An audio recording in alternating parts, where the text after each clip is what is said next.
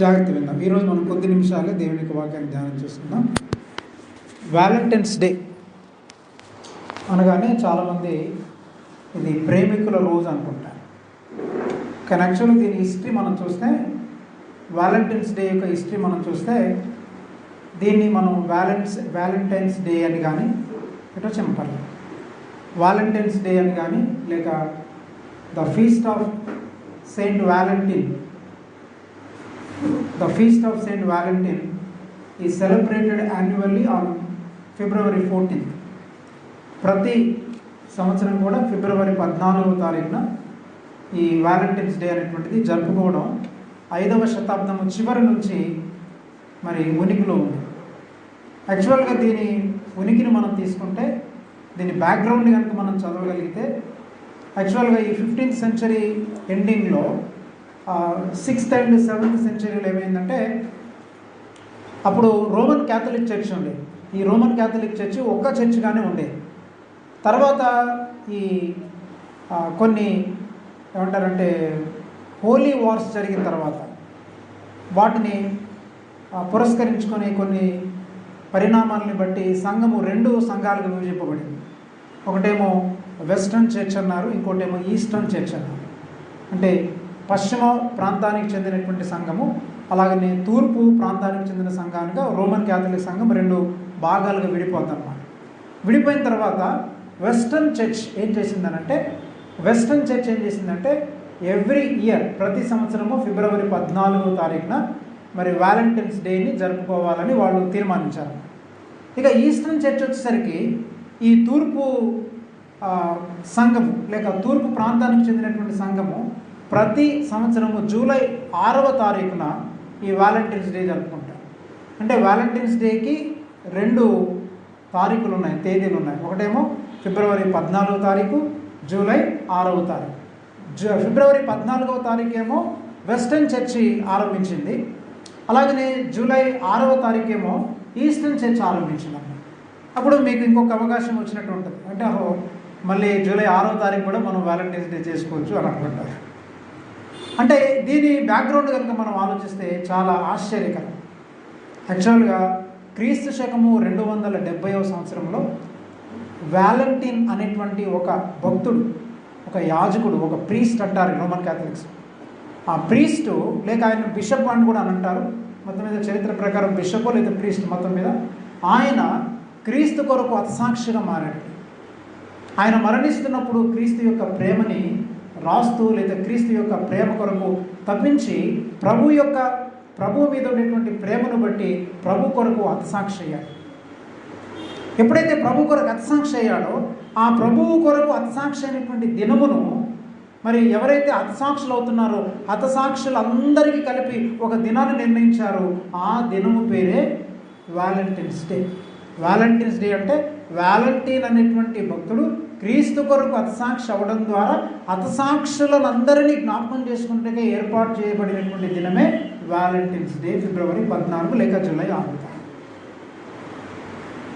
ఇది 14వ శతాబ్దం వరకు, క్రీస్తు శకము 14వ శతాబ్దం వరకు కూడా ప్రేమికుల దినముగా దీన్ని పరిగణించలేదు, దీన్ని రొమాన్స్ డేగా పరిగణించలేదు.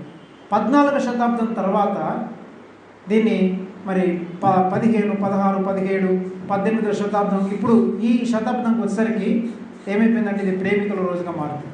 కానీ యాక్చువల్గా క్రీస్తు ఎడలో ఉండేటువంటి ప్రేమ కొరకు, క్రీస్తు ఎడలో ఉండేటువంటి ప్రేమ నిమిత్తమై తమను తాము హతసాక్షులుగా చేసుకున్నారు, ప్రాణాలు పెట్టారు. ఇంకా దీనికి వేరు వేరు స్టోరీలు ఉన్నాయి. అంటే మీరు గూగుల్ సెర్చ్ చేసినా దొరికిపోతుంది చాలా విషయాలు మీరు. కానీ ఏంటంటే ఇది యాక్చువల్గా బ్యాక్గ్రౌండ్ అన్నమాట. సో ఈ బ్యాక్గ్రౌండ్ని బేస్ చేసుకొని చాలామంది మరి ప్రేమికుల రోజు అని అంటుంటారనమాట. కానీ యాక్చువల్గా ఇంకొక స్టోరీ ఏంటంటే, యాక్చువల్గా వ్యాలంటైన్ అనే ఒక వ్యక్తి ఉండేవాడు. దీనికి ఇంకొకటి ఉంది. అంటే ఆయన యొక్క ప్రేమని, ఆయన యొక్క అనురాగాన్ని ఇతరులకు వ్యక్తపరచడం అన్నమాట. అది యాక్చువల్ వ్యాలంటైన్ చేసింది ఏంటంటే తన ప్రేమని, తన అనురాగాన్ని వ్యక్తపరచడం. ఇప్పుడు చూడండి, దేవుని కొరకు తమ ప్రేమానురాగాలను వ్యక్తపరిచినటువంటి ఆ దినమును మెల్లిమెల్లిగా ఎవరికి వెళ్ళిపోయింది అంటే ప్రేమికుల కంటే ఈ పనికిమాలినటువంటి లస్ట్ అంటారే, వ్యామోహము, ఈ ఆడపిల్లలు మగపిల్లల మధ్య ఉండేటువంటి లస్ట్ అంటే వ్యామోహానికి సంబంధించినటువంటి ప్రేమకు మార్చేస్తుంది. అందుకని ఇట్లాగా చాలా విషయాలు మారిపోయినాయి సంఘ చరిత్రలో. అందుకే చెప్పాను కదా, సంఘం అంటే బిల్డింగ్ అనేటువంటి మాట అసలు 4వ శతాబ్దం వరకు తెలియదు, కానీ సంఘం అంటే బిల్డింగ్లోకి వచ్చారు. ఆరాధన అంటే ప్రోగ్రామ్ అనే విషయం తెలియదు, ఆరాధన అంటే ఒక స్థలానికి పరిమితం చేశారు. ఆరాధన అంటే ఆది క్రైస్తవ సంఘానికి తెలియదు. ఆరాధన అంటే మనం ఒక ప్రోగ్రామ్గా కూడుకొని చేసేది అనేది ఆది క్రైస్తవ సంఘానికి తెలియదు, బైబిల్ కూడా తెలియదు. కానీ దాన్ని ఏం చేసాం మనం, ఒక స్థలానికి కేటాయించేసి ఆరాధన అంటే పలాని స్థలానికి వెళ్ళి చేసేదే ఆరాధన అనేటువంటి ఆలోచన కిందకి వచ్చింది. ఇప్పుడు ఏమైపోయింది, ఏదైతే తప్పుడు మార్గంలోకి వెళ్ళిపోయాయో అవి ప్రామాణికమైపోయినవి, అసలైనటువంటి వాటిని మనం ప్రక్కన పెట్టేసాం. అసలైన ఆరాధన అనేటువంటిది ప్రక్కకి వెళ్ళిపోయింది. అందుకని నీ దేవుడైనటువంటి యెహోవాను లేదా మన ప్రభు అయినటువంటి యేసు దేవుణ్ణి మనం ఆత్మతోనూ మనం సత్యముతోనూ ఆరాధించాలి. Worshipping the lord in truth and spirit అని అంటాడు. అంటే దాని అర్థం ఏంటి, మనం ఆత్మతో సత్యముతో ఆరాధించడము అనేటువంటి ఆ మాటకి కనుక మనం అర్థం తెలుసుకుంటే, ఆత్మతో సత్యముతో ఆరాధించుడి. మీకు చాలాసార్లు ఈ విషయాలు మీకు జ్ఞాపకం చేశాను. ఆత్మతో సత్యముతో ఆరాధించడం అంటే ఒక మాట నేను చెప్పి ముందుకెళ్తాను. అంటే దేవుని యొక్క ప్రేమ ఎలాంటిది, ఆయన ప్రేమ ఎంత గొప్పదో మరి తెలియచేయడానికి ఒక మాట మీకు జ్ఞాపకం చేస్తాను. మనం ప్రభువుని ఆత్మతోనూ సత్యముతోనూ ఆరాధించాలి.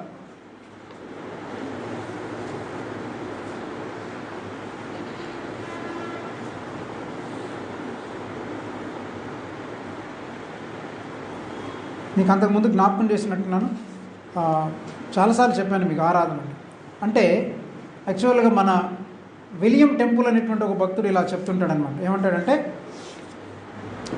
ఆయన పరిశుద్ధత చేత మన మనస్సాక్షి పురికొల్పబడుట, ఆయన సత్యము చేత మన మనస్సు పోషింపబడుట, ఆయన సౌందర్యము చేత మన ఊహలు పవిత్రపరచబడుట, ఆయన ప్రేమకు మన హృదయం స్పందించుట, ఆయన ఉద్దేశానికి మన చిత్తాన్ని లోబరుచుట, మన సమస్త స్వభావాన్ని దేవునికి అర్పించడమే ఆరాధన. సరే, ఆయన పరిశుద్ధత చేత మన మనస్సాక్షి ఉజ్జీవింపబడుట. అంటే మన మనస్సాక్షి ఎలా ఉజ్జీవింపడాలంటే, ఆయన పరిశుద్ధతను చూచినప్పుడు, ఆయన పరిశుద్ధతను తెలుసుకున్నప్పుడు మన మనస్సాక్షి పురికొల్పబడుట. అంటే మన మనస్సాక్షి దేని చేత పురికొల్పబడాలంటే, ఆయన పరిశుద్ధత చేత మన మనస్సాక్షి పురికొల్పబడాలి, ఆయన సత్యము చేత మన మనస్సు పోషించబడాలి.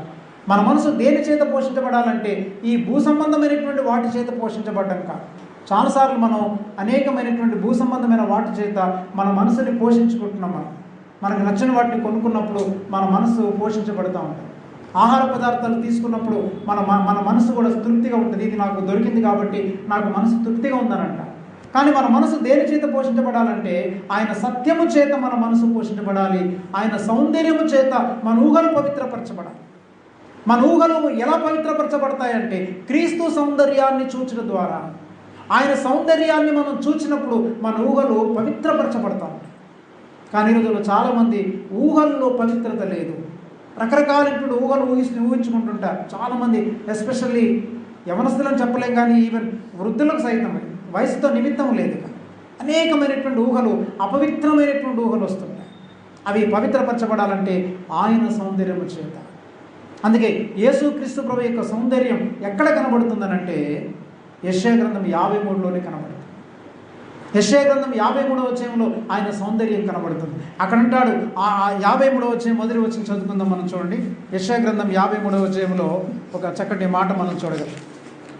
53వ అధ్యాయంలో, మేము తెలియచేసిన సమాచారము ఎవడు నమ్మెను, యెహోవా బాహువు ఎవనికి బయలుపరచబడెను, లేత మొక్కవలను ఎండిన భూమిలో మొలిచిన మొక్కవలను అతడు ఆయన ఎదుట పెరిగెను, అతనికి స్వరూపమైనను సొగసైనను లేదు, మనమతని చూచి అపేక్షించినట్లుగా అతని యందు స్వరూపము లేదు.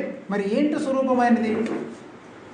ఆయనలో ఉండేటువంటి ఆ స్వరూపం ఏంటి అంటే, యేసు ప్రభులో ఉండేటువంటి ఆ స్వరూపము క్రింద మొత్తం కనబడుతుంది. యెషయా గ్రంథం అంతా కూడా ఆయన వ్యసనాక్రాంతుడుగా, వ్యాధులను అనుభవించిన వాడుగా, మనుషులు చూడనొల్లని వాడుగా, అది ఆయన యొక్క అందం.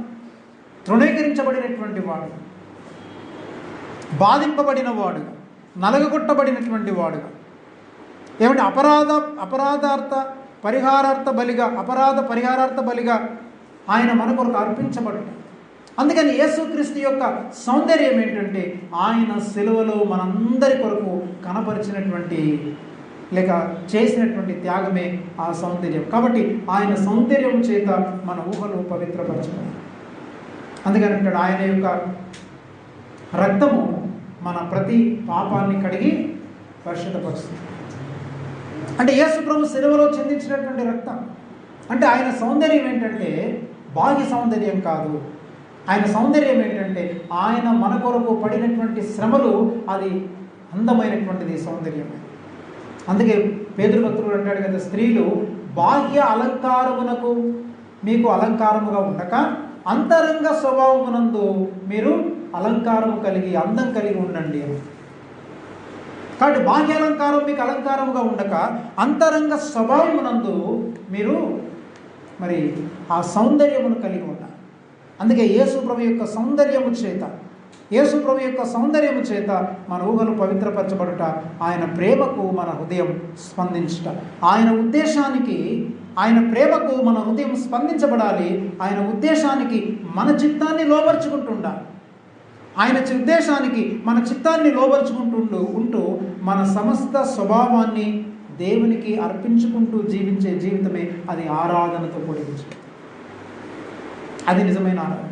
ఇట్లాగా మరి చాలా విషయాల్లో మరి మనము ఆరాధనని మనము కంప్లీట్గా వేరే మార్గంలోకి తీసుకొని వెళ్ళిపోయాం. ఈ ఆరాధన అనేటువంటిది మరి దేవునికి వాక్యం ద్వారా మనకు చెప్పబడింది ఏంటంటే ప్రభు అయినటువంటి యేసుక్రీస్తు యొక్క సౌందర్యాన్ని మనం చూసినటువంటి వారు. ప్రభు అయినటువంటి యేసుక్రీస్తు యొక్క ఈ సౌందర్యం చేత మన ఊహలన్నీ పవిత్రపరచబడుతూ ఆయన పరిశుద్ధతని మనం ధ్యానిస్తూ ఆయన యొక్క సన్నిధిలో మనల్ని మనం సంపూర్ణముగా అర్పించుకోవడం, అది ఆరాధన. మన జీవితాన్ని సంపూర్ణంగా ఆయనకి అర్పించుకోనంత వరకు మన జీవితంలో ఆరాధన జరగడం. అందుకని ఆయన ప్రేమకు మన హృదయం స్పందిస్తుందా? ఆయన ఎంతో ప్రేమిస్తున్నాడని మనం అంటున్నాం, కానీ మన హృదయం ఎంతగా ఆయన ప్రేమకు స్పందిస్తుంది అనే విషయాన్ని మనందరం కూడా జ్ఞాపకం చేసుకోవాలి. అట్లాగా మరి ఈ ప్రేమ గురించినటువంటి మరొక విషయాన్ని నేను చెప్పి ముందుకెళ్తాను. అయితే బైబిల్ గ్రంథంలో కనుక చూస్తే, అంటే గ్రీకు కల్చర్లో మనం చూస్తే ప్రేమకి 4 పదాలు ఉంటాయి. అవి జనరల్గా ప్రతి థియాలజీని చెప్తుంటారు, మీకు కూడా చాలా మట్టుకు తెలుసు.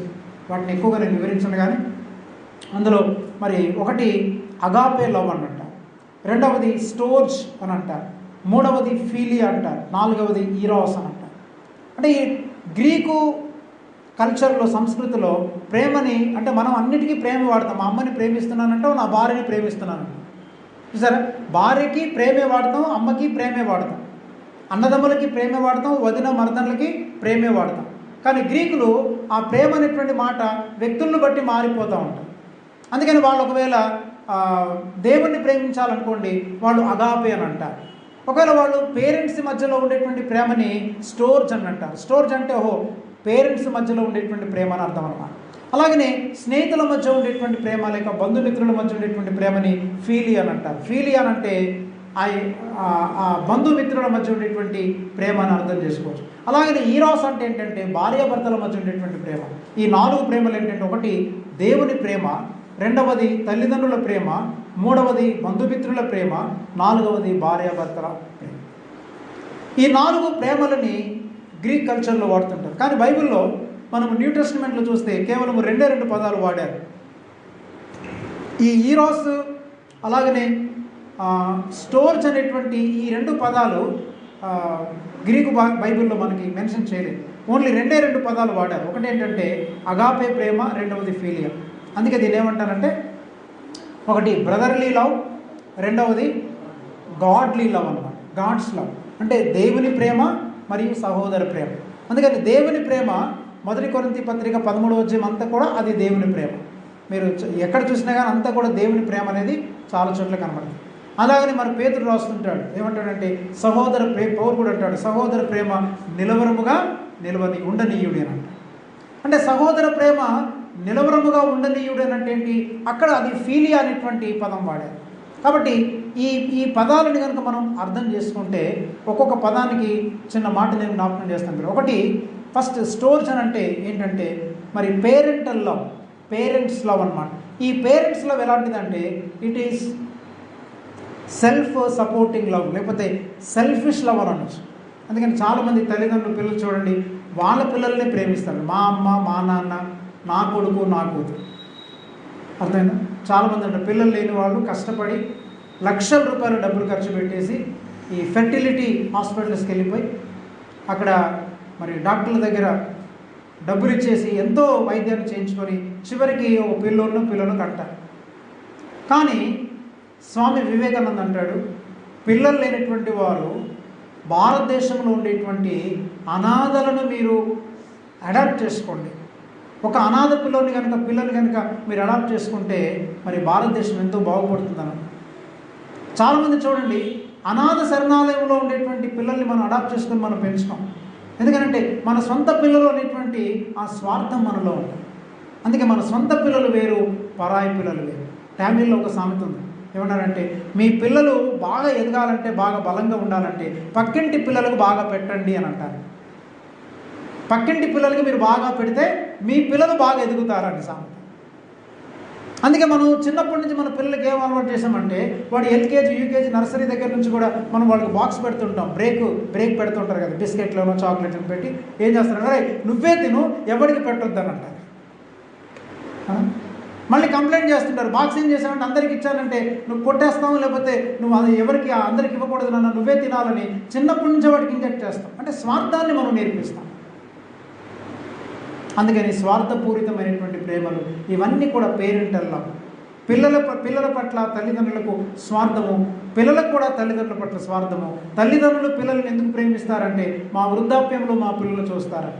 పిల్లలు కూడా తల్లిదండ్రులు ఎందుకు బాగా చూసుకుంటారంటే వాళ్ళ తదనంతరం ఆస్తి అంతా మాకు రాసివ్వాలి. ఇందులో అంటే మనకు తెలియనటువంటి స్వార్థం అనేటిది నిగూఢమై ఉంది. అందుకని మన హృదయాన్ని మనం పరీక్షించుకుంటే నిజంగా నీ తల్లిదండ్రులను నిస్వార్థంగా, మీ తల్లిదండ్రులు నీకు ₹1 చిల్లిగా ఇవ్వకపోయినా కానీ నా పేరెంట్స్ని నేను ప్రేమిస్తాను, నా పేరెంట్స్ని నేను హత్తుకుంటాను, వారికి నేను సేవ చేస్తానని మరి ఉండేటువంటి తల్లిదండ్రులు. కొంతమంది పిల్లలు తల్లిదండ్రులని అనాథ శరణాలు పడేసేవాళ్ళు చాలామంది. అంటే వాళ్ళు చూడలేకన్నమాట.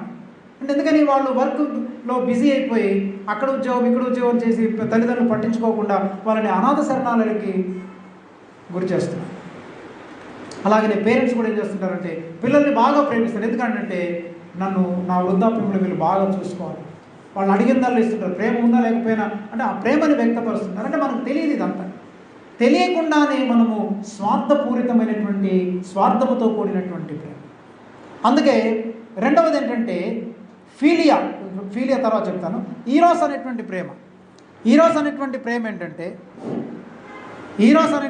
ఏంటంటే అది స్వయాన్ని వెతికేటువంటి ప్రేమ. అంటే తన స్వయాన్ని వెతికేటువంటి ప్రేమ. ఇది రొమాంటిక్ లవ్ అంటారు, లేకపోతే సెక్షువల్ లవ్ అంటారు. భార్యాభర్తల మధ్య ఉండేటువంటి ప్రేమ అది రొమాంటిక్ లవ్. అంటే తన యొక్క అవసరతను తీర్చుకోవడం కోసం, లేకపోతే తన స్వయాన్ని వెతికేటువంటి ప్రేమ. అందుకే చూడండి చాలామంది తన్ను తాను స్వయాన్ని పోషించుకోవడానికి, తను బాగుండడం కొరకు ఎంతో ప్రయత్నం చేస్తుంటారు.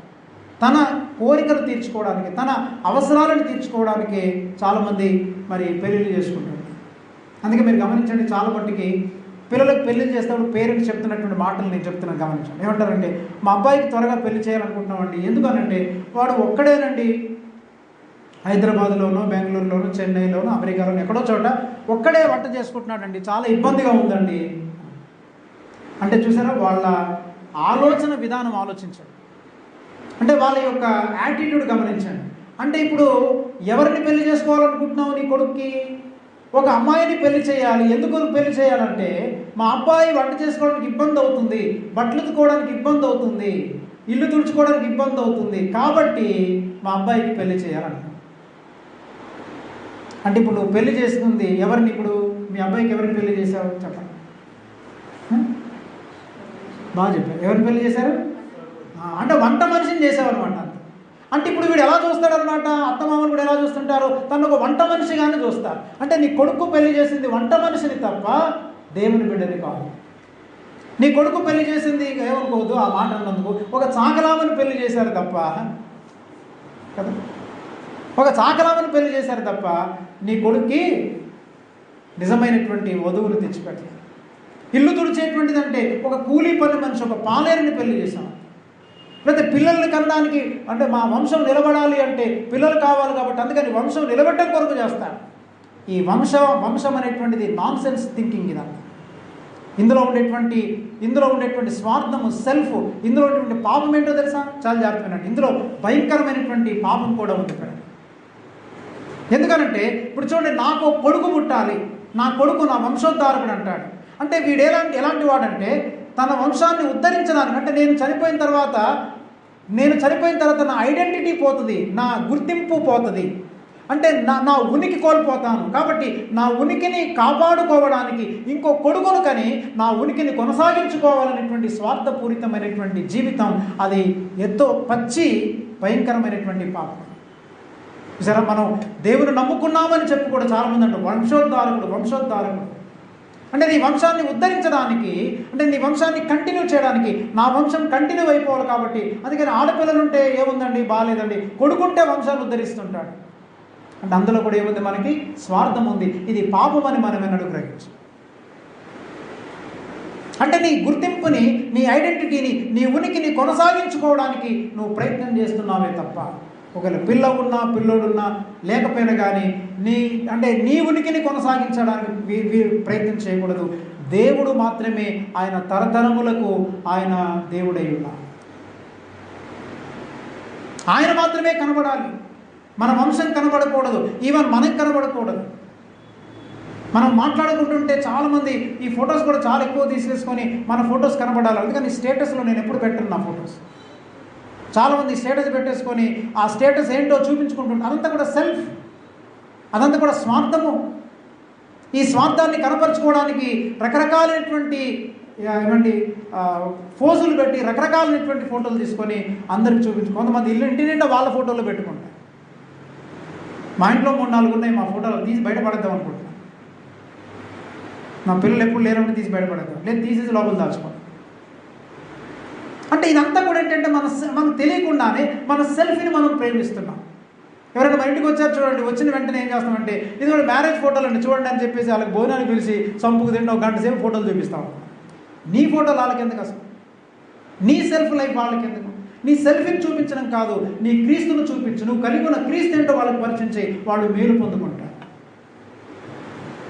వచ్చేసి అందరు ఫోటోలు పెట్టేస్తున్నాడు. మా పెళ్ళినాటి ఫోటో, ఆ ఫోటోలు, ఈ ఫోటోలు మొత్తం తడిసిమప్పుడే ఒక సూట్ కేసు. మొన్నైతే ఒక ఆయన ఏకంగా సూట్ కేసులంటే తీసుకొచ్చాడు. బాబు నాకు చూసి ఓపికలేదు, దయచేసి చూపించొద్దని డైరెక్ట్ చెప్పేశాను. I'm not interested to see your self life. I'm interested to see the Christ life. నీ సెల్ఫ్ లైఫ్ని చూచేటువంటి సమయం నాకు లేదు. క్రీస్తు జీవితాన్ని చూపించు, నేను చూడడానికి ఇష్టపడతాను. నీ సెల్ఫ్ లైఫ్ని బట్టి నేను నిరాశపడతాను. నీ సెల్ఫ్ లైఫ్ని నాకు చూపిస్తుంటే నేను బాధపడతాను. అయ్యో వాళ్ళకి ఇది ఉంది, నాకు ఇది లేదు, వీళ్ళు ఇంత అందంగా ఉన్నారు, నేను ఇలా లేను, వాళ్ళు ఇంత బాగున్నారు, అంత బాగున్నారని నాకు అది డిస్కరేజ్మెంట్. అది క్రీస్తు జీవితం నాకు చూపిస్తే నేను ఎంకరేజ్ చేయబడతాను, నేను దీవించబడతాను, ఆశీర్వదించబడతాను, ప్రభువుకు దగ్గర అవుతాను నేను. అందుకని చూసారండి, అందుకని వంశోద్ధారకుడు అంట. ఈ వంశోద్ధారకులు ఏం చేస్తుంటారంటే ఆ వంశాన్ని మళ్ళీ కొడుకు రావాలి, మళ్ళీ వంశాన్ని నిలబెట్టాలి అని. ఇందులో ఎంతో స్వార్థం ఉంది మనకి. అందుకే పిల్లలకి ఎవరిని పెళ్లి చేశామంటే ఒక పని మనిషిని మన పిల్లోడికి అంటగట్టాం తప్ప క్రీస్తు బిడ్డని, ఒక సాటి అయినటువంటి సహకారిని మనం అంటగట్టలేదు. అర్థమవుతుందండి? ఇవన్నీ కూడా ప్రాక్టికల్ లైఫ్. ఇదంతా నేర్చుకోవాలి మనం. ఇదంతా కూడా నేను ఊరికనే కబుర్లు చెప్పట్లేదు. ఇదంతా కూడా ప్రాక్టికల్గా మనం తెలుసుకోవాలి. అంటే క్రైస్తవ జీవితం అంటే దిస్ ఈజ్ క్రిస్టియానిటీ. అంతేగాని ఆదివారం చర్చికి వెళ్ళాను, గుడికి వెళ్ళాను, పాట పాడాను, 2 కానుకలు ఇచ్చేసాను, ఏదో ఒక 2 మాటలు చెప్పేశాను, ప్రార్థన చేయించుకున్నాను, చాలా ఆశీర్వాదం వచ్చిందండి. ఇదంతా కూడా మాయ. సాతానుగాడు క్రైస్తవుల్ని మాయలో పడేసి ఎందుకంటే సత్యములోనికి వెళ్లకుండా ఆచారాల చేత మనల్ని మాయ చేస్తున్నారు. జాగ్రత్త వినండి. అంటే ఒక ఆచారాన్ని మనం పాటించినప్పుడు ఏమనుకుంటామంటే నేను భక్తిగా ఉన్నాను, ఇక అంత ఇంతే అని అనుకునేటువంటి భ్రమలో పడి అసలైనటువంటి సత్యం దగ్గరికి రాకుండా ఉండిపోతాం. సాతానుగాడు వేసేటువంటి ప్లాన్ ఏంటంటే మొత్తం మీద మనకు ఒక ఆచారాన్ని, ఒక పద్ధతిని అలవాటు చేసి ఆ పద్ధతికి మనం అలవాటు పడిన తర్వాత ఇక అసలైనటువంటి సత్యాన్ని మనం తెలుసుకోకుండా, అసలైనటువంటి సత్యం దగ్గరికి రాకుండా మనల్ని అడ్డుకోవడానికి వాడు చేసేటువంటి ప్రణాళిక, వాడు వేసినటువంటి ప్రణాళికలే ఈ సిస్టమ్స్, స్ట్రక్చర్స్, ఈ ఆరాధన కార్యక్రమాలు, ఈ ప్రోగ్రాంలు. వాటిలో పాల్గొన్నాం కదా, ఇక నాకు అంత భక్తి వచ్చేసింది, నేను చాలా భక్తిపరురాలని మనం అనేసుకుంటాం. అందుకని ఈ ప్రేమలు ఎలాంటివంటే స్వయాన్ని వెతికేటువంటి ప్రేమ. అందుకే మీరు ప్రేమ యందు అతకబడండి అని అంటారు. కొలస్సీ 2:2 ఏమంటాడు? మీరు ప్రేమ యందు, చదవనక్కర్లేదు, ప్రేమ యందు అతకబడి అని అంటాడు. అంటే దేంట్లో అతుక్కున్నాం మనం? ఈ పెళ్ళిళ్ళు చేసేటప్పుడు కూడా గమనించండి, అందరూ అన్నిటికీ అతుక్కుంటారు, పదవుల చేత, చదువుల చేత కదా. మరి అంటే లోకములో మీరు జాగ్రత్త, లోకములో మీరు దేని చేతనైనను అతకబడిన వారైతే, లోకములో మీరు దేని చేతనైనను అతకబడిన వారైతే అది కొంతకాలానికి ఊడిపోతుంది, అది నిలవదు. కొంతమంది అందాన్ని బట్టి అతుక్కుంటారు. అందం చేత మీరు అతకబడితే కొంతకాలానికి అందం పోద్ది. ఎంత అందమైన ఆడపిల్లైనా, ఎంత అందమైన మగపిల్లడైనా కొంతకాలం తర్వాత అందం ఉంటుందో చెప్పండి? అందం పోద్ది. అందం పోగానే ఏమవుద్ది? అది ఊడిపోద్ది. అర్థం, అందం పోతే ఊడిపోద్ది. కొంతమంది ఏమండి డబ్బుతో అతకబడుతున్నారు. వాళ్ళు చాలా ధనవంతులండి, మా అమ్మాయిని ఆ ధనవంతులకు ఇస్తే బాగుంటుంది, ఈ ధనవంతురాలు వాళ్ళ పేరెంట్స్ కూడా చాలా వెల్ సెటిల్డ్ అని, అలాంటి వాళ్ళకి కనుక మనము పిల్లల్ని ఇవ్వడానికి ప్రయత్నం చేసి ఆ డబ్బుతో కనుక మీరు అతుక్కుంటే, డబ్బుతో కనుక మీరు అతకబడినటువంటి వారైతే, అంటే మీ మధ్యలో ఉండేటువంటి అతుకు అది డబ్బు చేత అతకబడి, లేక అందము చేత అతకబడి, లేక పదవుల చేత అతకబడి, లేకపోతే కట్న కానుకల చేత అతకబడి, లేకపోతే కులము చేత అతకబడి, లేక ఉద్యోగాల చేత మీరు అతకబడినట్లయితే, వాటిని చూసి వివాహాలు కుదుర్చుకున్నట్లయితే అవి కొంతకాలానికి ఏమవుతాయి చెప్పండి? ఏమవుతాయండి? అవన్నీ కూడా విడిపోతాయి. అందుకే చాలా కుటుంబాలు, వివాహ జీవితాలు ఎందుకు విడిపోతున్నాయి? ఎందుకు క్రైస్తవ కుటుంబాలు కూడా కోర్టులకు ఎక్కుతున్నారు? చాలామంది ఎందుకు తన్నుకుంటున్నారు? భార్య భర్తల మధ్య సఖ్యత ఎందుకు ఉండట్లేదు? వీళ్ళు ప్రేమ చేత అతకబడలేదు. ఆ ప్రేమ దైవ ప్రేమ చేత వీరు అతకబడలేదు. వీరు ఈరాస్ ప్రేమ చేత, స్టోల్జ్ ప్రేమ చేత, మరొక ఫీలియా అనేటువంటి ప్రేమల చేత అతకబడుతున్నారు. యాక్చువల్ క్రైస్తవ సంఘము సంఘముగా జీవించట్లేదు. లోకములో ఉండేటువంటి వ్యవస్థలన్నీ సంఘములో తీసుకొచ్చేసాము. అందుకే సంఘం అంతా పొల్యూట్ అయిపోయారు, సంఘం అంతా కూడా పాడైపోయారు, సంఘం అంతా కూడా మనము మలినార్థమంగా మలినంగా చేసామా. ఎందుకంటే లోకములో దేన్నైతే విడిచిపెట్టి యేసు ప్రభువును వెంబడించాలనుకొని రక్షింపబడ్డామో, ఏ ఉద్దేశంతోనైతే దేవుడు తన కుమారుడైనటువంటి యేసు ప్రభు ద్వారా మనల్ని రక్షించుకున్నాడో, ఏ సంఘమైతే పవిత్రమైన సంఘముగా ఒక్కడే పురుషుడైనటువంటి క్రీస్తునకు ప్రదానము చేయాలనుకున్నాడో దేవుడు, అలాంటి సంఘం ఎక్కడా కనబడట్లేదు. నిష్కలంకమైనటువంటి సంఘం, నిర్దోషమైనటువంటి సంఘం. ఈ నిష్కలంకమైనటువంటి నిర్దోషమైనటువంటి సంఘము ఎందుకు కనబడట్లేదు అంటే చెప్తాను ప్రియుడా. అందుకే మన సంఘం మనకుండేటువంటి శక్తిని మనం కోల్పోయాం. మీరు గమనించండి, యేసుక్రీస్తు ప్రభువు యొక్క పునరుత్థానపు యొక్క శక్తి, యేసు ప్రభు పునరుత్థానుడైన తర్వాత ఆయనకు ఎలాంటి శక్తి ఉన్నదో సంఘానికి కూడా అలాంటి శక్తినే దేవుడు ఇచ్చాడు. యేసు ప్రభు ఎలాగైతే ఒక ఇంట్లో నుంచి గోడలు, తలుపులు వేయబడినప్పటికీ ఆ గోడల మధ్య, లేతే తలుపులేసినా కానీ తలుపుల మధ్య ఆయన అడ్డు లేకుండా లోపలికి వచ్చి ఎలాగైతే ప్రత్యక్షమయ్యాడో, సంఘానికి కూడా అంతే శక్తి ఉంది. తెలుసా మీకు? సంఘానికి దేవుడు పునరుత్థానం శక్తి ఇచ్చాడు, కానీ ఆ పునరుత్థానం శక్తి మన మధ్యలో పనిచేయట్లేదు. ఎందుకు మన మధ్యలో ఈ శక్తి పనిచేయట్లేదు? మన సంఘములో పునరుత్థానం యొక్క శక్తి ఎందుకు పనిచేయట్లేదు? కారణం ఏంటంటే సంఘములోనికి ఏవి రాకూడదు అవన్నీ వచ్చేసాయి.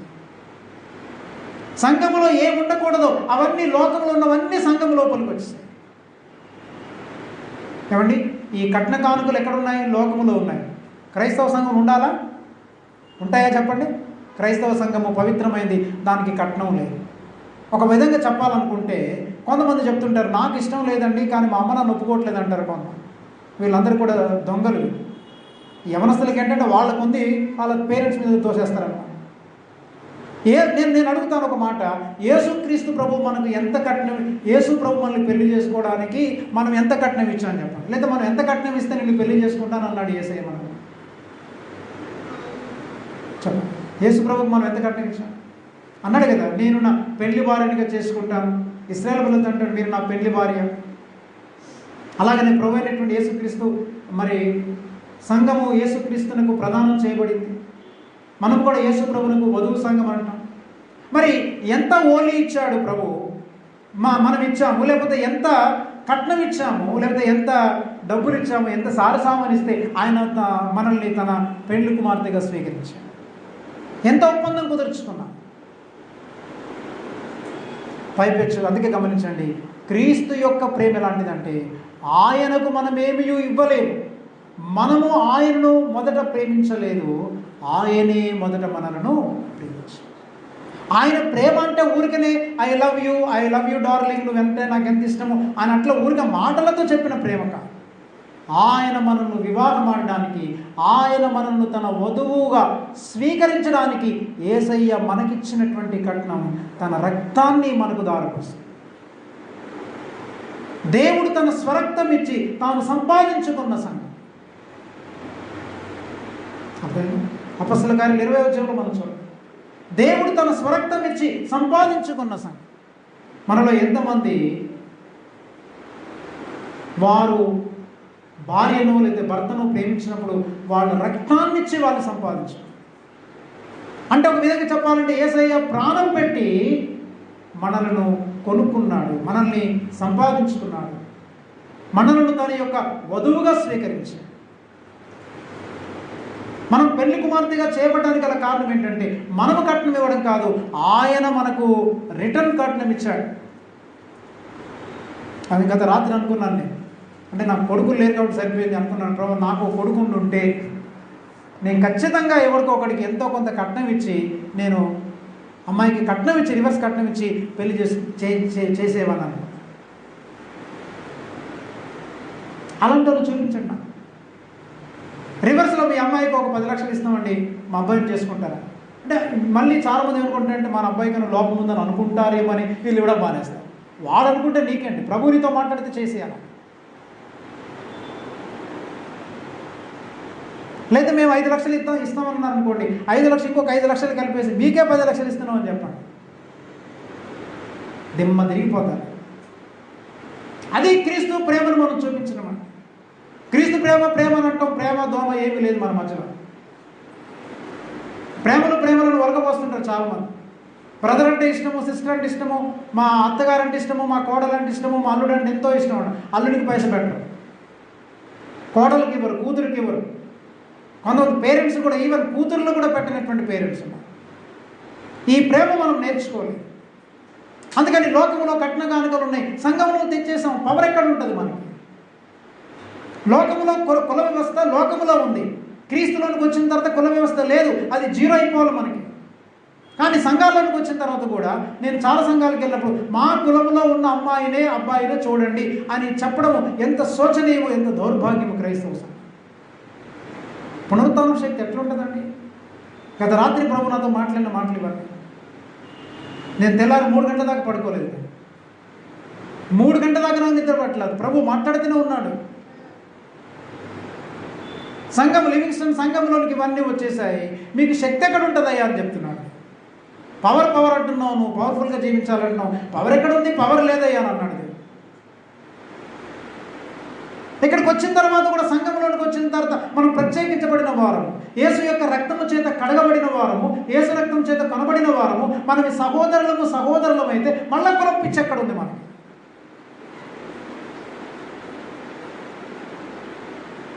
వాటి పేరైనను ఎత్తకూడదు. మళ్ళీ మనం అన్ని ఈకల తోటలు తగిలించేసుకుంటాము. మాట్లాడితే మనాళ్ళు అని అంటుంటాం. అలాంటి వాడికి క్రీస్తు అర్థం కాలేదు. క్రీస్తు సిలువలో చేసిన త్యాగం అర్థం కాలేదు. మనకు చోటుకి వెళ్తే ఆయన అంటున్నాడు, మా సంఘములో నుండి అందరికీ ఎవరి కులములు ఉన్న వాళ్ళకి ఆ అమ్మాయిని ఆ అబ్బాయిని మేము పెళ్ళిళ్ళు చేస్తూ ఉన్నాం. ఆయన ఇంకా దానికి ఎక్స్ప్లెనేషన్ ఇస్తున్నాడు. నేను చాలా ఆశ్చర్యం. ఇప్పుడు అనుకున్నాను, వాళ్ళకి ఏ ఒక్క వాక్యం చెప్పలేదు. ప్రభు చెప్పాడు వీళ్ళకి ఈ వాక్యాలు చెప్పొద్దు, వీళ్ళకి శోకం అన్నాడు. వాళ్ళకి అసలు ఏ వాక్యం చెప్పలేదు. కాముగా పైపైనే మాట్లాడేసి వచ్చినాడు. దేవుడు కొన్ని సత్యాలు కొంతమందికి తెలియనివ్వడు, ఎందుకంటే దాని విలువ వారికి తెలియదు. వాళ్ళకి చెప్పిన వాళ్ళు వినరు, నేర్చుకోరు. అందుకని ప్రభు కొంతమందికి బయలుపరచడు సత్యం. ఏ కులాన్ని బట్టి నువ్వు చేస్తుంటే you are encouraging the caste. ఇక సంఘములో కుల వ్యవస్థ ఉన్నప్పుడు ఆ సంఘానికి శక్తి ఎక్కడ ఉంటుంది? పునరుత్థానం శక్తి ఎక్కడ ఉంటుంది? లోకానికి ఏం చూపించగలం మనం? ఆయన చెప్పే రీజనింగ్ ఏంటంటే, మా కులం ఒక కులంలో ఉండేటువంటి అబ్బాయికి ఆ కులంలో ఉండేటువంటి అమ్మాయిని కనుక వెతికి చేస్తున్నారు వాళ్ళు. వాళ్ళకి చాలా సంఘాలు ఉన్నాయి. ఆ సంఘాల్లో ఏ కులంలో ఉన్న అమ్మాయో ఏ కులంలో ఉన్న అబ్బాయో వాళ్ళిద్దరికి కలిపి ఆ కులంలో ఉన్నటువంటి వాళ్ళని పెళ్లి చేస్తున్నారు. ఎందుకు అలా చేస్తున్నారని అడిగితే అంటున్నారు, ఈ రెండు కులాల వాళ్ళకి కనుక మనం ఒకే కులంలో వాళ్ళ కనుక మనం పెళ్లి చేస్తే వీళ్ళ బంధువులు వాళ్ళ బంధువులు పెళ్ళికి వస్తారు. ఆ పెళ్ళికి వచ్చినప్పుడు మనం సువార్త చెప్పొచ్చు, చాలామంది రక్షణ పొందుతారని. అంటే నువ్వు అనుకుంటున్నావా లేక దేవుడు అంటున్నాడు ఆ మాట? నీ ఆలోచన అది, దేవుని ఆలోచన. అందుకే దేవుని శక్తి ఏమాయో. There is no power of God. దేవుని యొక్క శక్తి మనకు కనబడటం లేదు. ప్రభు యొక్క శక్తి నేటి క్రైస్తవ సంఘాల్లో వ్యక్తుల మధ్య కూడా కనబడట్లేదు. ఆది క్రైస్తవ సంఘం వారు కూడి ప్రార్థించిన చోటు కంపించు, వారు బోధిస్తే భూలోకం తలక్రిందులేదు. ఎక్కడికి వెళ్తే అక్కడికి తలక్రిందులేదు. కారణం ఏంటంటే వేలకు వేల మంది రక్షణ పొందారు. వాళ్ళు అంగీకరించినప్పుడు వారి మీద తిరగబడ్డారు. సువార్తని వాళ్ళు అంగీకరించినప్పుడు తిరగబడ్డారు, హింసించారు. కారణం ఏంటంటే వారిలో ఉండేటువంటి దేవుని శక్తి, పునరుత్థానం శక్తి. అందుకని పేతురు అంటాడు, అపొస్తలుల కార్యాలు 3:16 అంటాడు, మీరు జీవాధిపతిని మీరు చంపితిరి, అందుకు మేము సాక్షి. ఏం పునరుత్థానం శక్తి? జీవాధిపతిని మీరు చంపారు, అందుకు మేము సాక్షులం. అందుకని కట్న కానుకల వ్యవస్థ సంఘములోనికి వచ్చింది, కుల వ్యవస్థ సంఘములోనికి వచ్చింది. అట్లాగనే ఇంకా బాహ్యంగా ఉండేటువంటి అనేకమైనటువంటి లోకములు ఉండేటువంటి మిడిల్ క్లాస్ లైఫ్ స్టైల్స్, అంటే మధ్యతరగతి జీవన విధానం. అంటే అందరూ ఉద్యోగం చేయాలి, కారు కొనుక్కోవాలి, ఇల్లు కొనుక్కోవాలి, సెటిల్ అవ్వాలి. ఇది ఎవరి థింకింగ్? ఇది మోడర్నిటీని బట్టి ఆధునిక యుగములో ఉండేటువంటి సాధారణమైనటువంటి ప్రజలందరికీ ఉండేటువంటి ఒక అవగాహన. మనకు అవి ఉండొద్దని నేను అనట్లేదు, కానీ వాటి కొరకు ప్రయాసపడద్దు, వాటి కొరకు మనం ప్రార్థించొద్దు, వాటిని మనం ఎంకరేజ్ చేయొద్దు, వాటికి మనం భిన్నంగా జీవించాలి. ఒకవేళ నీకు కారు ఉంటే ఉండని, పర్వాలేదు, ఇల్లుంటే ఉండని, కానీ అవి లేవని బాధపడి సంఘంలోనికి వచ్చి కూడా మిడిల్ క్లాస్ లైఫ్ స్టైల్ జీవించడానికి ప్రయత్నం చేయదు. వాటి కొరకు ప్రార్థన చేసుకోండి. ప్రభుని అడగాలి, ప్రభా నీ కొరకు నేను ఎలా బ్రతకాలి? ఆ మిడిల్ క్లాస్ లైఫ్ స్టైల్ అన్ని జనులు జీవిస్తారండి, క్రైస్తవులు జీవించేది కాదు. క్రైస్తవులు జీవించేటువంటి జీవితం ఏంటి? బైబిల్ చదవండి మీరు బాగా. మనకు నిలవరమైన పట్టణము మనకి ఈ లోకంలో చదవండి. హెబ్రీయులకు రాసినటువంటి పత్రికలో ఈ మాట ఉంటుంది. ఆ మాట మనం చదువుకుంటాం కదా. హెబ్రీయులకు రాసినటువంటి పత్రిక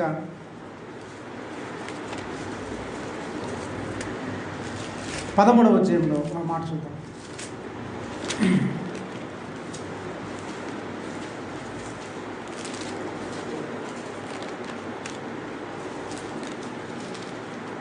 హెబ్రీయులకు రాసిన పత్రిక 13వ అధ్యాయంలో 14వ వచనం చదవండి. నిలవరమైన పట్టణము మనకిక్కడ లేదు కానీ ఉండబోచున్న దానికోసము ఎదురు చూచుచున్నాము. ఏమన్నాడు ఇక్కడ? నిలవరమైన పట్టణము మనకి ఇక్కడ లేదు. మనకు అర్థం కావట్లేదు. నిలవరమైన పట్టణం మనకి ఇక్కడ లేదు. మనకి ఇక్కడ నిలవరమైన పట్టణం లేదు. ఏ సిటీలో సెటిల్ అవ్వాలనుకుంటున్నారండి? మీరు ఉద్యోగం ఏ ఏ ఏ పట్టణంలో చేయాలనుకుంటున్నారు, లేదా ఏ ప్రాంతంలో చేయాలనుకుంటున్నారు? ఆఫ్టర్ రిటైర్మెంట్ మీరు ఎక్కడ సెటిల్ అవ్వాలనుకుంటున్నారు? ఎక్కడో చోట ఉంటాం, కానీ మనకు అది నిలవరమైన పట్టణము మనకు ఇక్కడ లేదు. ఈ వచనాలు మీరు నోట్ చేసుకున్న తర్వాత ధ్యానించండి. ఇంకొక మాట జ్ఞాపకం చేసుకుంటాం. ఫిలిప్పీలకు రాసిన పత్రిక 3:20 వచ్చించారు. ఫిలిప్పీ 3:20. ఫిలిప్పీ 3:20. మన పౌరస్థితి ఎక్కడుంది? పరలోకమందు ఉంది. మన పౌరస్థితి ఎక్కడుంది? కానీ ఈ రోజుల్లో మనలో చాలామంది, ఎస్పెషల్లీ అమెరికా, ఈ వెస్ట్రన్ కంట్రీస్కి వెళ్ళిన వాళ్ళు అంటుంటారు కదండి, మా అబ్బాయి మా అమ్మాయి గ్రీన్ కార్డు హోల్డర్. ఏ కార్డు? ఏ కార్డు హోల్డర్ అట? Green card holder. లేదా మాకు అక్కడ సిటిజన్షిప్ వచ్చేసింది. కొంతమంది సిటిజన్షిప్ కొరకే పిల్లల్ని కంటున్నారు విదేశాల్లో. ఎంత విచారం! సిటిజన్షిప్ కొరకు, పౌరసత్వం కొరకు అక్కడ పిల్లల్ని కంటున్నారు, పౌరసత్వం కొరకు అక్కడ ఆ దేశాల్లో నివాసం చేస్తున్నారు. బైబిల్ ఏం చెప్తుంది? నువ్వేం జీవిస్తున్నావు? నీకు పవర్ ఎక్కడి నుంచి వస్తుంది? ఇలాంటి వాళ్ళ ప్రార్థన దేవుడు ఎలా వింటాడండి?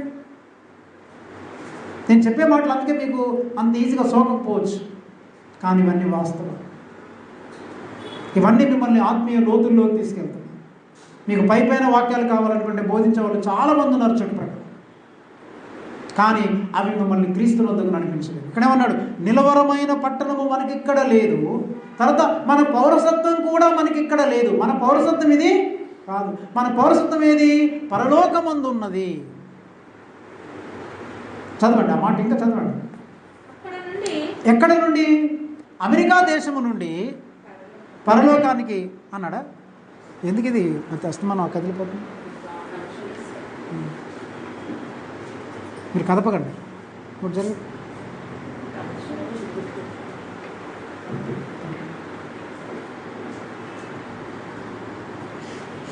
చదవండి.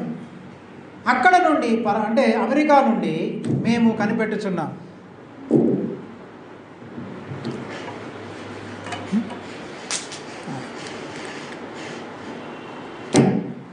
చెప్పండి. ఎక్కడి నుండి? అదే ఎక్కడి నుండి?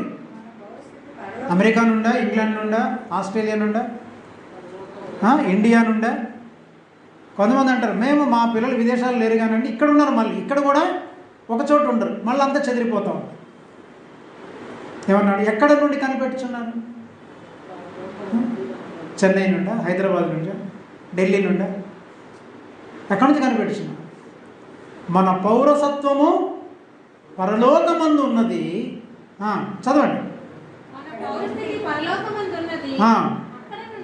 ఇప్పుడు చెప్పాలి. అక్కడ నుండి అంటే ఎక్కడి నుండి?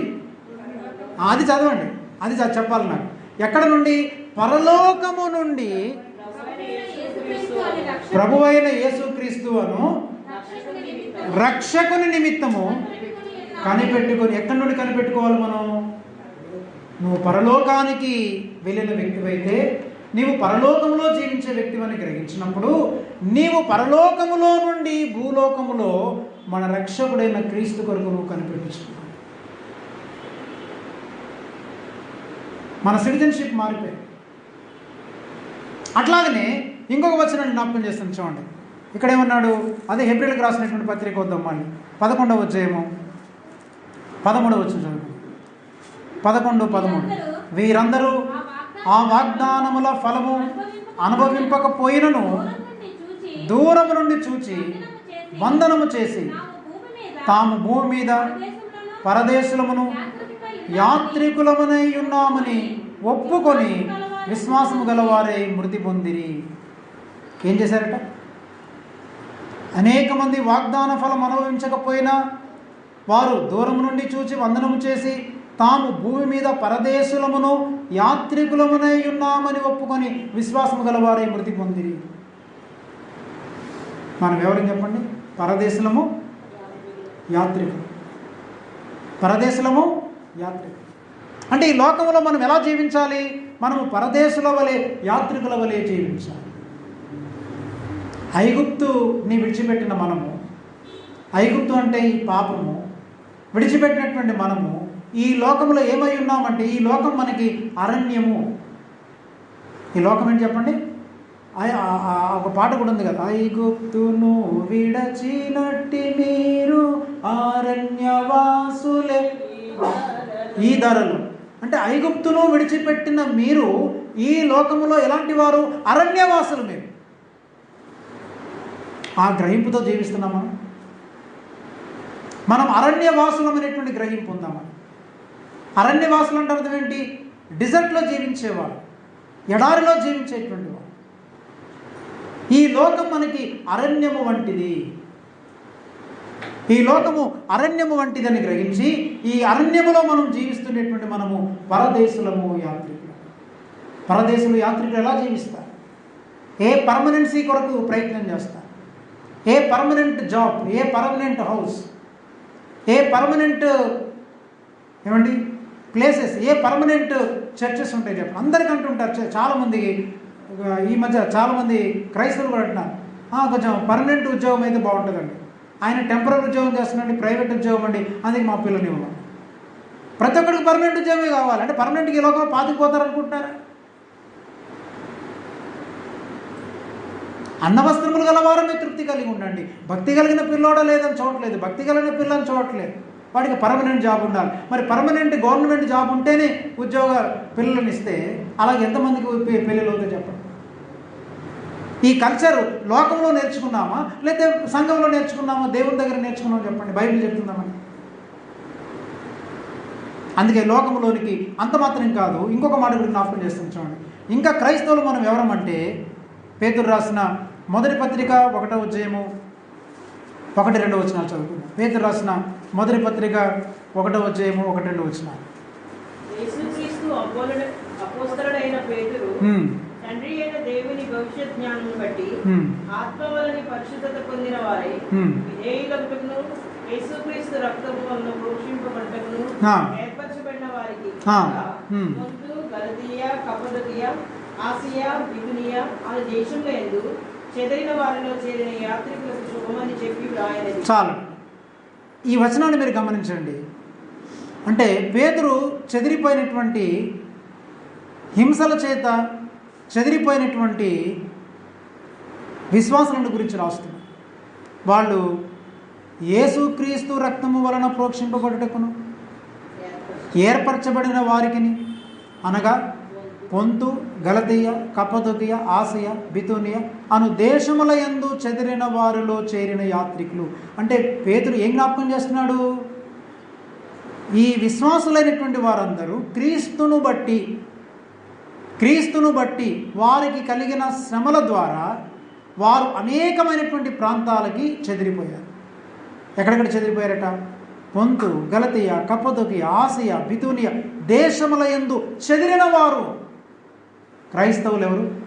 క్రీస్తును బట్టి జీవించే వారు, క్రీస్తు కొరకు జీవించడానికి ప్రయత్నం చేసేవాళ్ళు, క్రీస్తు జీవితాన్ని అలవరుచుకొని జీవించడానికి ప్రయత్నం చేసే వాళ్ళందరూ కూడా ఎక్కడ ఉంటారు చెప్పండి? పర్మనెంట్గా ఒక స్థలంలో ఉండలేరు. వారు చెదిరినటువంటి వారు. నిలవరమైనటువంటి నివాసం మనకి ఇక్కడ లేదు, ఆ పట్టణం మనకి ఇక్కడ లేదు, మనము చెదిరిపోయినటువంటి వారు. ఒకవేళ ఉంటే దేవుని కృపను బట్టి కొంతకాలం ఒక చోట ఉంటామేమో, కానీ హింసలు శ్రమలు వచ్చినప్పుడు మనము చెదిరిపోవడానికి కూడా మనం సిద్ధపడాలి. ఆది క్రైస్తవ సంఘంలో చెదిరిపోయిన వారిని చూస్తున్నాం. ఆది క్రైస్తవ సంఘం వారు హింసల చేత చెదిరిపోయారు. అనేకమైనటువంటి దేశాలకు చెదిరిపోయారు, ప్రాంతాలకు చెదిరిపోయారు. నిలవరమైన నివాసం మనకు లేదనుకున్నారు. మనం యాత్రికులము, పరదేశులం అనుకున్నారు. మన పౌరస్థితి ఇక్కడ లేదు, పరలోకమందు ఉంది అనుకున్నారు. కానీ నేటి క్రైస్తవ సంఘానికి ఏమర్థమైంది? మనకంతా పర్మనెంట్గా ఉండాలి, మనకంతా కూడా పర్మనెంట్ హౌస్ ఉండాలి, పర్మనెంట్గా అన్ని తర్వాత ఓనర్షిప్ అంతా అన్నీ సొంతంగానే ఉండాలి మనం. అందుకే పిల్లరా, ఈ ప్రేమ ఎలాంటిదంటే ఇది స్వార్థపూరితమైనటువంటి స్వయాన్ని వెతికే ప్రేమ. అందుకే 4 ప్రేమలకి నేనేం రాశానంటే, నేను ఇచ్చినటువంటి కామెంట్ ఏంటంటే, అగాపే ప్రేమ ఇది స్వయాన్ని ఇచ్చివేసే ప్రేమ. స్టోర్జ్ ప్రేమ ఇది స్వార్థముతో కూడిన ప్రేమ. ఫీలియా ప్రేమ ఇది స్వయం కేంద్రీకృతమైన ప్రేమ. ఈరోస్ ప్రేమ ఇది స్వయాన్ని వెతికే ప్రేమ. తెలుగులో మళ్ళీ చెప్తాను కదండి. ఫస్ట్ది దేవుని ప్రేమ ఇది స్వయాన్ని ఇచ్చివేసే ప్రేమ, తన్ను తాను ఇచ్చివేసుకొనను. మీరు ఎఫ్సి పత్రిక 5వ అధ్యాయం 1వ వచనం కానివ్వండి, మిగతా చోట్ల కూడా మీరు చూడగలరు. యోహాను సువార్త 3:16 కానివ్వండి, అట్లాగనే మీరు 1 యోహాను పత్రిక 4వ అధ్యాయంలో కానివ్వండి, మీరు చదవగలిగితే దేవుడు మనల్ని ప్రేమించి తన్ను తాను ఇచ్చివేసుకున్నాడు. అది దైవ ప్రేమ. దేవుని ప్రేమ ఎలాంటిదంటే ఆయన ఒక వ్యక్తిని ప్రేమిస్తే తన్ను తాను ఇచ్చివేసుకుంటాడు. ఈ రోజుల్లో మన మధ్య ఉండే ప్రేమ ఇవన్నీ కూడా ఇచ్చిపుచ్చుకునే ప్రేమ. దీన్ని ప్రేమ అనరు. నేను నీకేదో గిఫ్ట్ ఇచ్చాను, నువ్వు నాకేదో గిఫ్ట్ ఇచ్చావు, ఇది ప్రేమ కాదు. అంటే దేవుని ప్రేమకి చాలా లోయెస్ట్ లెవెల్లో ఉండేటువంటిది బ్రదర్లీ లవ్, అంతే. సహోదర ప్రేమ ఇచ్చిపుచ్చుకునే ప్రేమ. మనందరము సహోదర ప్రేమలోనికి రావాలి, కానీ సహోదర ప్రేమలోని ఉండిపోకూడదు. సహోదర ప్రేమలో నుండి దైవ ప్రేమలోనికి రావాలి. అర్థమైందా? సహోదర ప్రేమలోంచి దైవ ప్రేమలోనికి రావాలి అంటే ఇచ్చిపుచ్చుకునే ప్రేమలు కాదు. నా ఇంటికి మీరు వస్తే నేను భోజనం పెడతాను, మీ ఇంటికి నేను వస్తే మీరు నాకు భోజనం పెడతారు, మీరు నాకు బట్టలు పెడితే నేను మీకు బట్టలు పెడతాను. ఇది ఇచ్చిపుచ్చుకునే ప్రేమ. ఇట్స్ గుడ్, మంచిదే, ఉండాలి మనకి. ఇది ప్రాథమికంగా అందరం నేర్చుకోవాలి. కానీ ఇక్కడితో ఆగిపోకూడదు. ఇంతకు మించిన ప్రేమ ఏంటంటే అది ఇచ్చి వేసుకునే ప్రేమ. మీరు నాకు ఏమి ఇవ్వకపోయినా నేను మీకు ఇస్తాను. మీరు నన్ను దూషించినా ద్వేషించినా నేను మిమ్మల్ని ప్రేమిస్తాను. దేవుని ప్రేమ ఎలాంటిదంటే మీరు బలహీనతల్లో ఉన్న, పాపాలు చేసినా, మీరు నాకు శత్రువులైనా కానీ దేవుని ప్రేమ ఎలాంటిదంటే నేను నిన్ను ప్రేమించాలనుకుంటున్నాను కాబట్టి ప్రేమిస్తాను. ఇక అంతే. ఇక నీలో ఉండేటువంటి బలహీనతలు, పాపాలు నేను ఇక చూడను. అర్థమైందండి? అందుకని తన్ను తాను ఇచ్చి వేసుకునే ప్రేమ. నేను దీనికి చాలాసార్లు నిర్వచనం చెప్పాను. గాడ్స్ లవ్ అంటే giving himself permanently or eternally for the benefit of others. మన యొక్క క్షేమాభివృద్ధి కొరకు దేవుడు తన్ను తాను శాశ్వతముగా మనకు అర్పించుకోవడమే అది దేవుని ప్రేమ. దేవుడు తన్ను తాను శాశ్వతంగా మానవాళి కొరకు తన్ను తాను అర్పించుకున్నాడే, అది దైవ ప్రేమ. అందుకని అంటాడు దేవుడు తన ప్రేమను మన హృదయములలో కుమ్మరించను. చాలా జాగ్రత్తగా వినండి. ఇప్పుడు మన ప్రేమకి బేస్ ఏంటి? బేస్ మార్క్ ఏంటంటే, సరే అది చెప్పడానికి ముందు ఈ 4 మాటలు జ్ఞాపకం చేస్తాను. ఎందుకంటే దేవుని ప్రేమ స్వయాన్ని ఇచ్చివేసే ప్రేమ, తల్లిదండ్రుల ప్రేమ స్వార్థముతో కూడిన ప్రేమ, బంధుమిత్రుల ప్రేమ స్వయం కేంద్రీకృతమైన ప్రేమ, భార్యాభర్తల మధ్య ఉన్న ప్రేమ స్వయాన్ని వెతికేటువంటి ప్రేమ. ఇప్పుడు మన ప్రేమకి బెంచ్ మార్క్ ఏంటి? ప్రామాణికం ఏంటి? జాగ్రత్త వినాలి. ఈ 3 ప్రేమలు, స్టోర్జ్ ప్రేమ అంటే తల్లిదండ్రుల ప్రేమ, బంధుమిత్రుల ప్రేమ, భార్యాభర్తల మధ్య ఉండేటువంటి ప్రేమ, ఈ 3 రకాలైన ప్రేమలకి సోర్స్ ఏంటి? మూలం ఏమై ఉండాలంటే దేవుని ప్రేమ అయి ఉండాలి. అంటే దేవుని ప్రేమలో నుండి ఈ 3 ప్రేమలు రావాలి తప్ప దేవుని ప్రేమ కనుక మనలో లేకుండా తల్లిదండ్రుల మధ్య ప్రేమ, బంధుమిత్రుల మధ్య ప్రేమ, భార్యాభర్తల మధ్య ప్రేమ, అదంతా కూడా వ్యర్థమైనది, అది నిలవదు. అర్థమవుతుందండి? అందుకని దేవుని యొక్క ప్రేమ మన హృదయములలో రోమపత్రిక 5:5 ప్రకారం దేవుడు తన ప్రేమను పరిశుద్ధాత్మ ద్వారా మన హృదయములలో కుమ్మరించను. ఇప్పుడు మనలో నుండి మన తల్లిదండ్రులకు కానీ మన పిల్లలకు కానీ ఫ్లో అవ్వాల్సిన ప్రేమ ఏ ప్రేమ? చదవండి. రోమపత్రిక 5:5. ఎందుకనగా ఈ నిరీక్షణ మనల్ని సిగ్గుపరచదు. చూడండి, మనకు అనుగ్రహింపబడిన పరిశుద్ధాత్మ ద్వారా దేవుని ప్రేమ మన హృదయములలో కుమ్మరింపబడి ఉన్నది. చాలు. ఇప్పుడు మనలోనికి ముందేం రావాలి? పరిశుద్ధాత్మను మనలోనికి వచ్చిన తర్వాత మనలో ఏముంది? దేవుని యొక్క ప్రేమ ఉంది. అంటే దేవుని ప్రేమ చేత నింపబడతాం మనం. అంటే రక్షణ పొందినప్పుడు పరిశుద్ధాత్ముడు మన హృదయంలోనికి వస్తాడు. పరిశుద్ధాత్ముడు ఎప్పుడైతే మన హృదయంలోనికి వచ్చాడో ఆ పరిశుద్ధాత్ముడు దేవుని యొక్క ప్రేమని మన హృదయంలో కుమ్మరించాడు. కుమ్మరించడం అంటే అర్థం ఏంటి? అంటే దేవుని యొక్క కంప్లీట్ ప్రేమ మన హృదయంలో నింపేసింది. ఇప్పుడు తల్లిదండ్రులు ఎలా ప్రేమించాలి? ఇప్పుడు చెప్పండి. తల్లిదండ్రులు ఎలాంటి ప్రేమతో ప్రేమించాలి? ఎలాంటి ప్రేమతో ప్రేమించాలి? ఏమండి, నేను చాలాసార్లు చెప్తుంటాను. నాన్న చనిపోయినప్పుడట కొడుకులు ఏడుస్తుంటారు. నాన్న ఒక్క మాట అయినా చెప్పకుండా వెళ్ళిపోయావు, అప్పుడు ఆలస్యంగా వచ్చి అంటుంటాడు. నాన్న ఒక మాట అయినా చెప్పకుండా వెళ్ళిపోయావా, నువ్వు రాసి పెట్టిన దస్తావేజులు ఎక్కడ పెట్టావో చెప్పకుండానే వెళ్ళిపోయావా అంటాడు. అంటే వాడు ఏడుపు ఏంటన్నమాట, నాన్నగారి యొక్క దస్తావేజుల మీద ఏడు. అందుకని ఆడపిల్లలు ఏడుస్తుంటారట అమ్మ చనిపోయినప్పుడు, అమ్మ ఒక్క మాట అయినా చెప్పకుండా వెళ్ళిపోయావా, ఒక్క మాట అయినా చెప్పకుండా వెళ్ళిపోయావా. వాళ్ళ బాధ ఏంటంటే, ఇన్నర్ ఫీలింగ్ ఏంటంటే, నీవు వేసుకున్నటువంటి బంగారు నెక్లెస్ గాజులు ఎక్కడ పెట్టావో చెప్పకుండానే వెళ్ళిపోయావు. ఇప్పుడు ఏ ప్రేమ రావాలి మనలో? దేవుడు పేరెంట్స్ని ఎలా ప్రేమించాలి? నా తండ్రిని నా తల్లిని దైవ ప్రేమతో నేను ప్రేమించాలి. దేవునికి స్తోత్రం.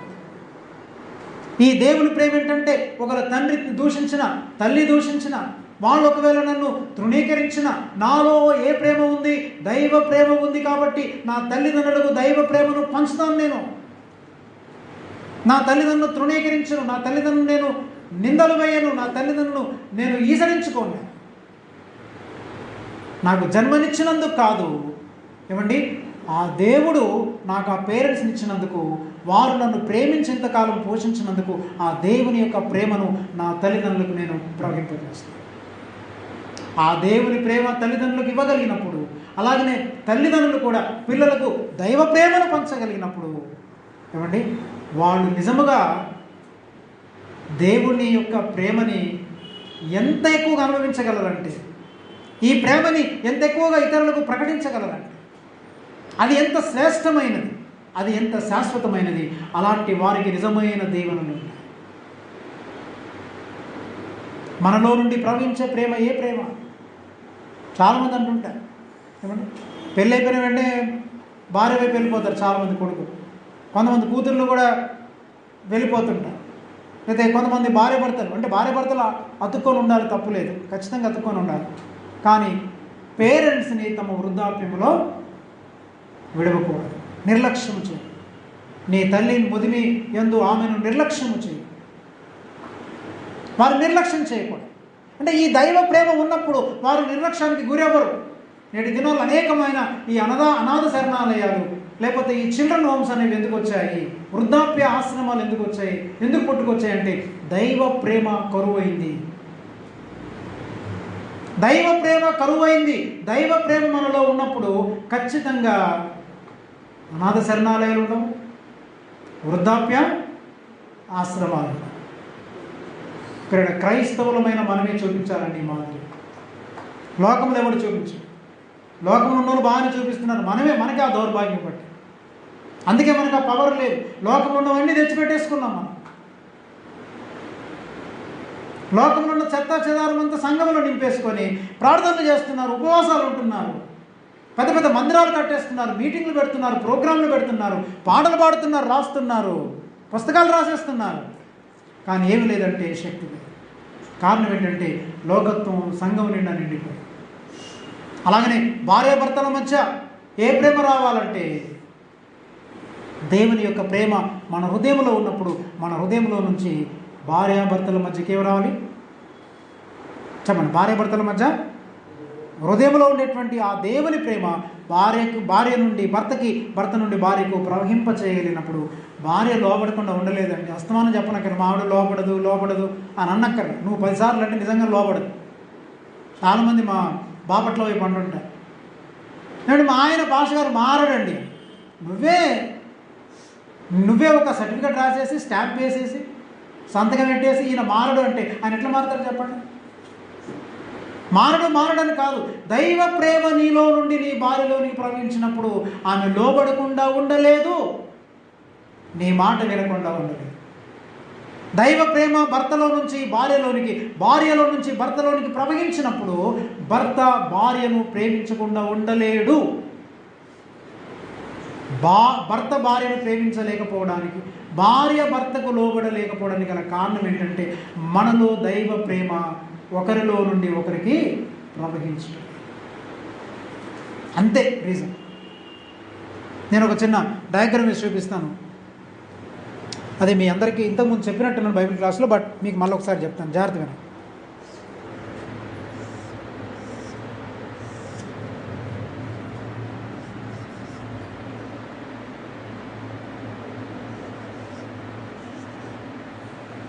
ఇక్కడ చూడండి, ముగ్గురు ఉన్నారు. ఇక్కడ మ్యాన్ అంటే పురుషుడు, ఇక్కడేమో స్త్రీ, అక్కడ దేవుడు. ఇప్పుడు భార్యాభర్తల మధ్య అన్యోన్యమైనటువంటి సంబంధము, ప్రేమ, అనురాగాలు ఉండాలి అంటే ఏం చేయాలి తెలుసా? పురుషుడు దేవునికి సన్నిహితంగా వెళ్ళాలి, దేవుణ్ణి ప్రేమించాలి, అంటే దేవుణ్ణి ప్రేమించే ప్రేమలో ఎదగాలి, ఇలా ఎదుగుతూ పోవాలి ప్రతిదినం. అలాగనే స్త్రీ కూడా దేవుణ్ణి ప్రేమించే ప్రేమలో ఎదుగుతూ పోవాలి, ఇలా ఎదుగుతూ పోవాలి. చాలా జాగ్రత్తగా ఇద్దరు ఒకరికొకరు దేవుని యొక్క ప్రేమలో ఎదుగుతున్నప్పుడు వారిద్దరి మధ్యలో ఉండేటువంటి ప్రేమ డిస్టెన్స్ ఏమైంది? ఇక్కడేమైంది? ఇక్కడేమైంది? ఏమైంది చెప్పండి? దగ్గర అంటే వీరిద్దరూ దేవుని యొక్క ప్రేమలో వ్యక్తిగతంగా ఎదుగుతున్నప్పుడు వారి మధ్యలో ఉండేటువంటి ప్రేమ ఏమవుతుంది? పెరిగిపోతుంది. వారి మధ్యలో ఉండే డిస్టెన్స్ తగ్గుతుంది, వారి మధ్యలో ఉండేటువంటి ప్రేమ పెరిగిపోతుంది. ఇప్పుడు వీరు దగ్గర ఏమవుతారు అంటే వాళ్ళిద్దరూ దేవునికి దగ్గర అవుతున్న కొలది ఒకరికొకరు దగ్గర అవుతుంటారు, ఒకరికొకరు అండర్స్టాండింగ్ పెరిగిపోతారు. అంటే ఇప్పుడు దీన్ని బట్టి ఏమర్థం అవుతుంది అంటే భార్యాభర్తల మధ్య సఖ్యత లేకపోవడానికి గల కారణం ఏంటంటే వ్యక్తిగతంగా ఒకరికి ఒకరు దేవునితో సరి అయిన సఖ్యత వాళ్ళకి లేదు. దేవునితో వ్యక్తిగతంగా ఎవరికి వారు సరి అయిన సఖ్యత కలిగి ఉన్నప్పుడు ఒకరి మధ్య ఒకరికి సరి అయిన సఖ్యత ఉంటుంది. ఇది దేవుని యొక్క ప్రేమ. అందుకని దేవుని ప్రేమ మనలో నిండినప్పుడు అది తల్లిదండ్రులకు ప్రవహించాలి, భార్యాభర్తల మధ్య ప్రవహించాలి, అలాగే బంధుమిత్రుల మధ్య ప్రవహించాలి. అది దైవ ప్రేమ. అర్థమైందా? అందుకని ప్రేమ యందు అతకబడి జీవించాలి.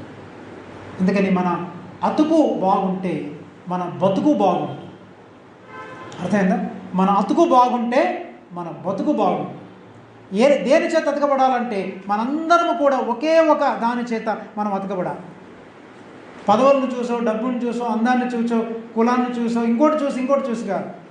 దేవుని యొక్క ప్రేమ యందు మీరు అతకబడిన వారై దేవుని యొక్క ప్రేమ చేత మనం అతకబడ జీవించగలిగినప్పుడు అది నిజమైనటువంటి వ్యాలంటైన్స్ డే. ఈ వ్యాలంటైన్స్ డే రోజున ఇవి అర్థం చేసుకోకుండా, ఇది తెలుసుకోకుండా ఊరికనే మార్టర్స్ డే, క్రీస్తు కొరకు నీవు క్రీస్తును ప్రేమిస్తున్నాను చాలామంది చెప్తారు. క్రీస్తు కొరకు ప్రాణం పెట్టడానికి సిద్ధంగా ఉన్నావా? క్రీస్తు కొరకు నీకు సమస్తాన్ని ఇచ్చివేయడానికి సిద్ధంగా ఉన్నావా? అది నిజమైన ప్రేమ. అందుకే దేవుడు తన కుమారుణ్ణి ఇయ్యడానికి వెనుదీయని వాడు. మనము కోరుకుంటే ఏదైనా ఇవ్వడానికి వెనుదీస్తాడా? తన కుమారుణ్ణి ఇచ్చేశాడు. God gave everything, literally everything to humanity. మానవాళికి దేవుడు సమస్తాన్ని ఇచ్చివేశాడు. అది దేవుడు తన ప్రేమని మనకు బయలుపరిచాడు. అందుకే నేను దీన్ని ఎప్పుడు చెప్తుంటాను, బెత్లెహేములో ఈ ప్రేమ ప్రత్యక్షమైంది, కలువరిలో ఈ ప్రేమ ప్రదర్శించబడింది, మన హృదయాలలో ఈ ప్రేమ కుమ్మరించబడింది, లోకములో ఈ ప్రేమ మనల్ని బలవంత పెట్టుచున్నది. ఆమేన్. ఈ ప్రేమ బెత్లెహేములో ప్రత్యక్షమైంది. అందుకే దీన్ని ప్రత్యక్షమైన ప్రేమ అంటారు. యేసుక్రీస్తు ప్రభు బెత్లెహేములో జన్మించినప్పుడు ప్రేమ ప్రత్యక్షమైంది, బెత్లెహేములో ప్రత్యక్షమైంది. ఈ ప్రేమ ప్రత్యక్షమవడం మాత్రమే కాదు, ఇది ప్రదర్శించబడింది. ఎక్కడ ప్రదర్శించబడింది, ఎక్కడ చూపించబడింది అనంటే కలువరి సిలువలో యేసయ్య ప్రేమ ప్రదర్శించబడింది. అలాగనే మన హృదయాలలో కుమ్మరించబడినటువంటి ప్రేమ నిండిపోయింది. కాబట్టి లోకములో పాపములో మరణించి సతమతమైపోతున్నటువంటి మానవాళికి ఈ ప్రేమను పంచడానికి మనను బలవంత పెట్టుచుంది. అందుకే పౌలు అంటాడు కదా కొరింథీయులకు రాసిన పత్రిక, ఈ ప్రేమ నన్ను బలవంత పెట్టుచున్నది. ఈ ప్రేమ నన్ను బలవంత పెట్టుచున్నది. అందుకని దేవుని ప్రేమ చేత బలవంత పెట్టబడుచున్నాను. కాబట్టి నేను సత్యాన్ని, సువార్తను అనేక మందికి నేను ప్రకటిస్తున్నాను. అందుకే దేవుని ప్రేమ ప్రత్యక్షమైన ప్రేమ, రెండవది ప్రదర్శించబడినటువంటి ప్రేమ, మూడవది ఆయన కుమ్మరించబడిన ప్రేమ, నాలుగవది బలవంత పెట్టే ప్రేమ. ఆ ప్రేమ మనం కలిగి జీవిస్తాం. ఆ ప్రేమ మనలోకి వచ్చిందా? కలువరి శిలువలో ప్రదర్శించాడు దేవుడు, తన ప్రేమను ప్రదర్శించాడు. ఎలా ప్రదర్శించాడంటే అందరూ యేసు ప్రభుని తృణీకరించి గాయపరచినగా అంటున్నాడు, తండ్రి వీరేమి చేయించున్నాను, వీరెరగరు కనుక వీరు క్షమించు. ప్రేమైనటువంటి దేవుని బిడ్డలారా, ఈ ప్రేమని నేను చెప్పాలంటే మీకు 0.1% కూడా నేను వివరించలేకపోతున్నాను. నా హృదయంలో చాలా ఉంది, కానీ ఇంకా మీకు చెప్పలేకపోతున్నాను. మీరు వ్యక్తిగతంగా దేవుడిని అడగండి, ఈ ప్రేమను పొందండి, అనుభవించండి. మీ హృదయాల్లో ఎంత నెమ్మది పొందుతారు. ఊరికనే ప్రార్థనలని, అక్కడని ప్రోగ్రాంలు, ఏదో ఒకటి కార్యక్రమం ఉండాలి, ఈ ప్రోగ్రాం ఇలా జరిగితే బాగుంటుంది, ఆ ప్రోగ్రాం అలా జరిగితే బాగుంటుంది, ఇవన్నీ వద్దు మనకి. ఇదంతా కూడా అసలైన ఆధ్యాత్మికతని పాడు చేయడానికి పుట్టుకొచ్చినటువంటి ఈ వినాశనకరమైనటువంటి సిస్టమ్స్, ఇవన్నీ వ్యవస్థలు అని పుట్టుకొచ్చు. క్రీస్తుని ప్రేమించడానికి పద్ధతులు అక్కర్లేదు. దేవుడు మనల్ని ప్రేమించడానికి పద్ధతి ఎన్నుకోలేదు. గుర్తుపెట్టు, పద్ధతి, ప్రేమకు పద్ధతులు ఉండవు, రిలేషన్షిప్కి పద్ధతి ఉండదు. అందుకని ఈ దేవుని ప్రేమను మనం కలిగిన వారు, ఆ ప్రేమను ఇతరులకు పంచడానికి పరిశుద్ధాత్మ దేవుడు మనకు సాయం చేయాలి. కళ్ళు ఉంచండి, ప్రార్థన చేసుకోండి.